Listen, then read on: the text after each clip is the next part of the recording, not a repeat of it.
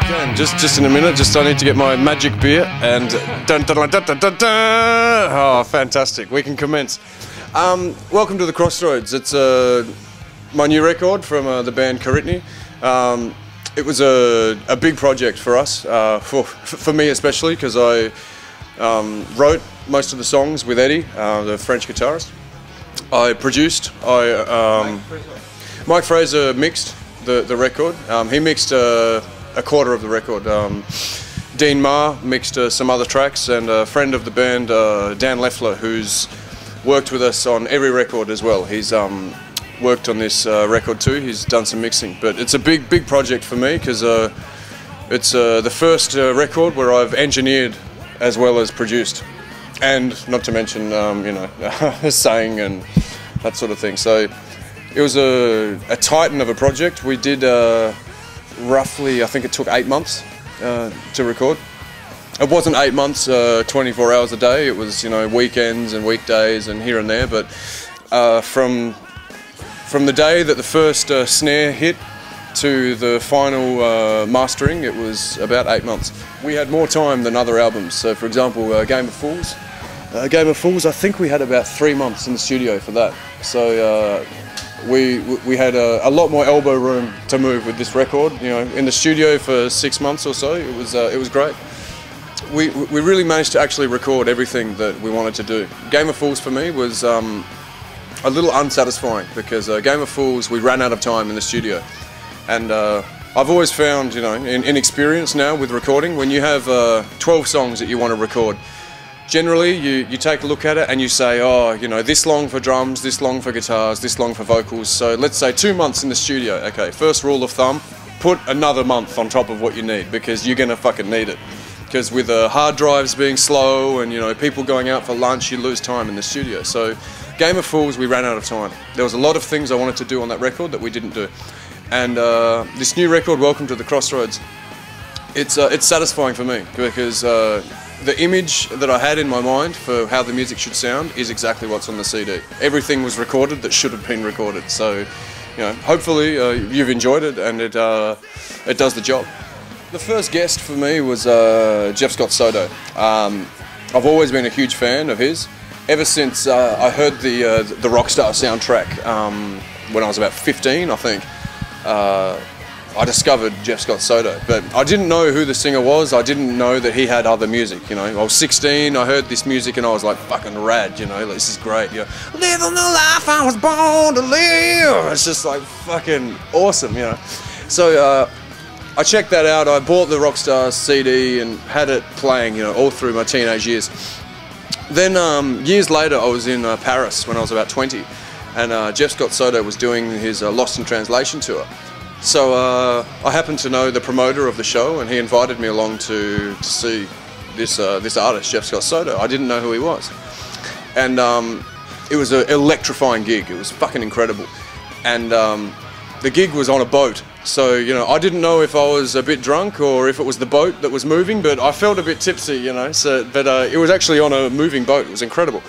And at the end of the show, for the encore, he rips into "Living the Life" from Rockstar, you know. And I was like, oh my god, this is the singer from fucking Rockstar soundtrack. Oh fuck, you know. So that was it was exhilarating for me. And that night, Jeff actually drank a bottle of Grey Goose vodka on stage, and he passed out backstage, and I went out with the rest of the band. I took them out to a cool bar that I know in Bastille. So the next day, they were in Paris, they had a day off, and we all went out for lunch, and I met Jeff, and we hung out, had a chat, and it was cool, you know, we had a laugh, and it was nice. I mean, I was only 20 or so. I hadn't even recorded my first album, so it was, I was really starstruck to meet him. I got his email and we kept contact over the years, and years later I recontacted him and said, look, I'm a singer, I'm doing this, and, you know, are you interested in doing a duet? Lucky for me, he liked the song and he sang on it. So it's a really cool story for me, you know. It's great to, and it's an honour to be able to work with someone like that. So that's cool. And Jeff Waters, I've never met him, and I just crossed my fingers, sent him an email, and sent him the song, and fortunately he liked it, so he reciprocated and said, fuck yeah, I'll play a solo.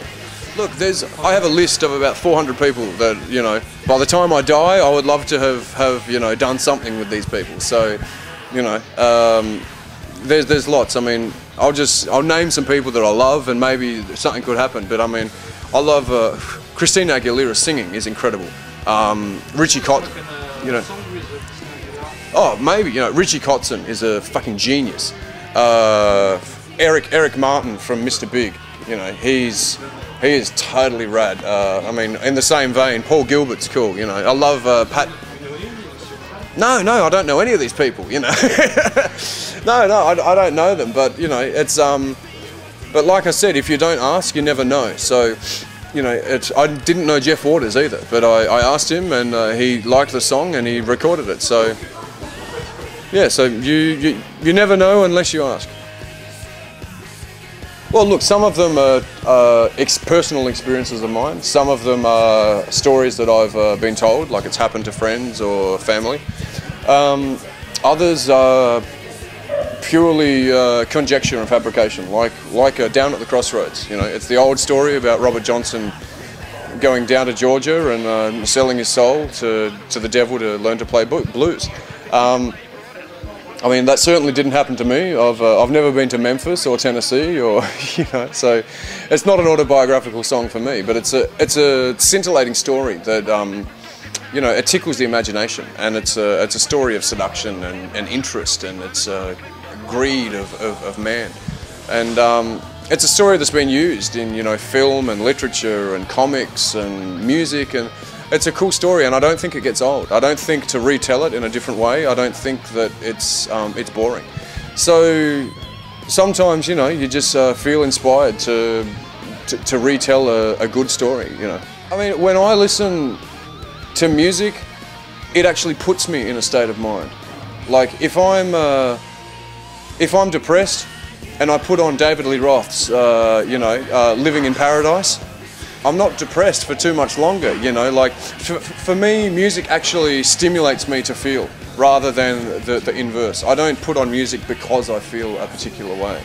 So I think this album, it might have a different response to different people, you know. They might identify with different songs.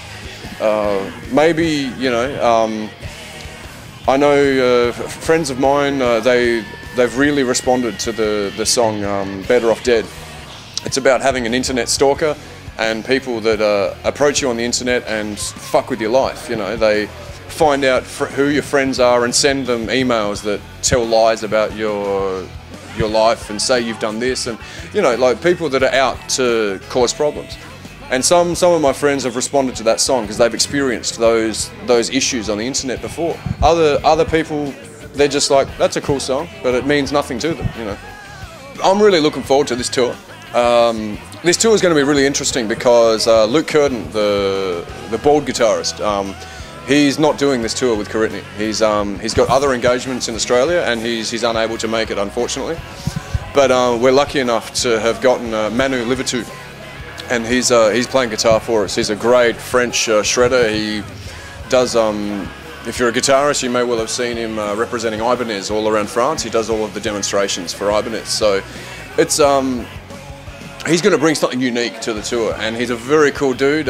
He spent a couple of days in Paris with me a few days ago, and we had some drinks and a chat, and he's a fucking rad guy. He knows all the tracks. He's learned about 30 of our songs, so we're going to make sure this tour that we change our set list a lot for every show. I love France. I mean, I'm living in France now, you know. It's a great country. It's fucking kick-ass. You've got some of the best food in the world, and you've got some of the best women in the world, and that's why I married a French woman. So, you know, it's a great country, and the fans and their musical opinions are great. You've got a very discerning audience.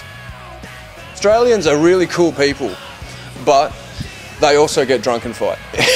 Yeah.